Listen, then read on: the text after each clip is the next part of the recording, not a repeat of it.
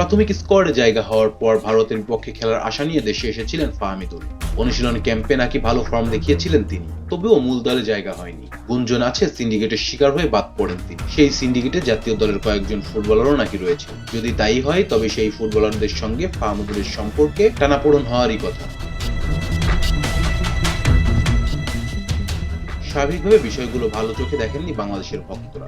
ফাহমিদুলের দল থেকে বাদ পড়ার পর তাকে নিয়ে হয়েছে আন্দোলন। তবে যে ইস্যু নিয়ে এত কিছু, সেটার সঙ্গে বাস্তবতার কোনো মিল নেই বলেই জানান ফাহমিদুল ইসলাম। তিনি বলেন, আমি সবাইকে মিস করি, সবার সঙ্গেই আমার সম্পর্ক ভালো, এখনো মাঝে মাঝে কথা বলি। ওই দিন জামাল ভাইয়ের জন্মদিন ছিল, শুভকামনা জানাই। আল্লাহ পাক যদি চান তাদের সঙ্গে খেলবো ইনশাআল্লাহ। অল্প সময় অনুশীলনে নিজের প্রতিভার সাক্ষাৎ করিয়েছিলেন ফাহমিদুল। উইংয়ে তিনি কতটা কার্যকর এর মধ্যে তা নিয়ে চলেছেন বোদ্ধাদের বিশ্লেষণ। সরাসরি যারা তার খেলা দেখেছেন তারা দিয়েছেন সার্টিফিকেট। ভক্তরা আবারও তার ফেরার অপেক্ষায়। জাতীয় দলের জার্সি গায়ে চাপিয়ে সেই ভালোবাসার প্রতিদান দিতে চান ফাহমিদুল। ফাহমিদুল বলেন, বাংলাদেশের ফুটবল দর্শকদের ধন্যবাদ, তারা আমাকে অনেক সাপোর্ট করেছে। আমি সর্বোচ্চটা দিয়ে চেষ্টা করব ভালো খেলতে। আগামী 10 জুন ঢাকায় এশিয়ান কাপের বাছাই পর্বে সিঙ্গাপুরের মুখোমুখি হোম ম্যাচে খেলবেন Bangladesh.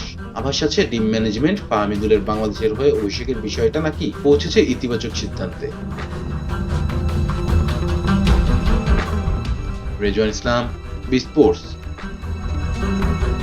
Please subscribe our channel to get more information about Cricket World.